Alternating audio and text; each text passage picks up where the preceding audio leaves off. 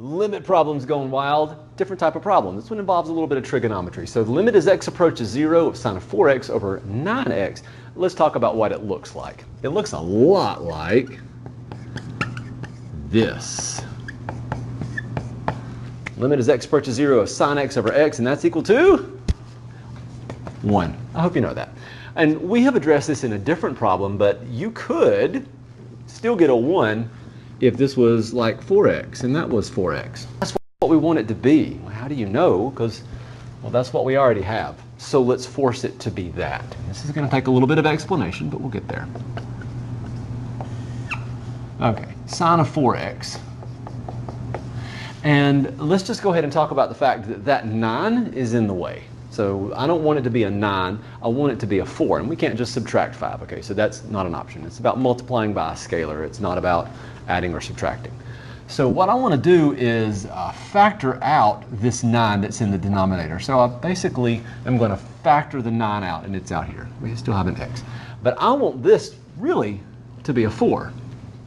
Okay, well I can't just throw a 4 in there in the denominator unless I'm going to offset it with something. And I'm going to offset it with a 4 up here. So if you're like, whoa, what in the world just happened?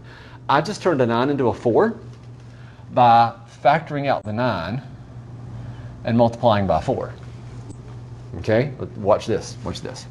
If you want to, you could cancel this 4 with this 4 and then multiply the denominator of 9 back in, and you'd have 9x. It works, trust me. So this is what we're dealing with.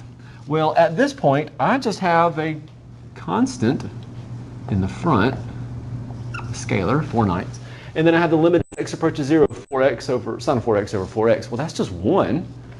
So 4/9 times 1, which gives me, well, 4/9, and that was it. The only tricky part was dealing with that 9 and turning it into a 4. And again, to turn a 9 into a 4, you would divide by 9 and multiply by 4.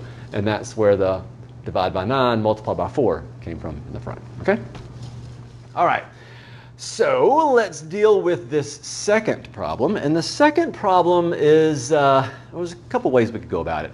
We could do some division. Clearly not synthetic division, because this is not linear, it's quadratic. We could do long division, though, and that would be a lot of fun. And it would be well worth your time. And on my notes that I did that. There we go. Isn't that fun? And we will do that in some other types of problems, but I'm going to show you another type of factoring that doesn't happen very much, but it's called grouping. Okay, you know how to factor with the greatest common factor. So you find something that goes into every term and you factor it out. Well, in this case, grouping means you don't find something that goes into every term. You find something that goes into, in this case, quadrinomial. That's a word. If that's having a hard time saying it, if that's a phrase, if that's a word. You'll factor a greatest common factor out of the first 2 terms and a greatest common factor out of the other 2 terms, the last 2 terms, and hopefully things will work out. And actually in this case it does. So let's jump in with this one. Maybe I can talk without stammering my way through it. So we're going to have the limit as x approaches 3, and again, let's go for the obvious. Plugging in a 3 gives me a 0 in the denominator and in the numerator actually. Not as obvious there, but it does. Factoring the denominator, x plus 3, x minus 3. No surprises there. Yay. Okay, factoring the numerator, that's the crazy part. That's the part we were talking about. And we will look at 2 terms at a time in this quadrinomial. Invented a word? I don't think I invented it, but I'm going to use it from now on. These first 2 terms have a greatest common factor of x squared. Okay? And then if I was to factor an x squared out of those 2 terms, I'd be left with x minus 3. Now, if you're looking at this saying, I'm going to cancel out the x minus 3, yes, eventually. Let's hold that thought.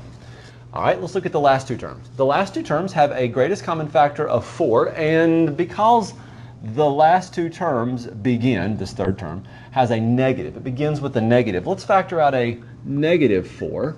Which conveniently, based on the way this problem is engineered, factoring out a negative 4 from both of these terms is going to give me x minus 3.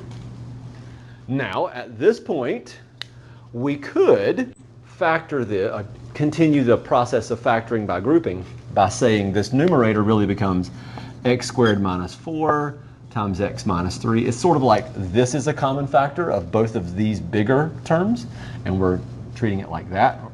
However, I think it would be beneficial if we grabbed a different color marker and just said every term has x minus 3, and we can cancel all of those out.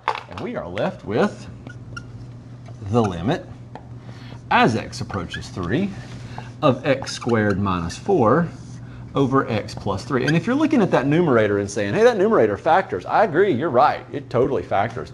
But factoring it at this point is not really going to benefit us. So we could say it's x plus 2, x minus 2. Sure, fine, go for it. I'm not, don't want to.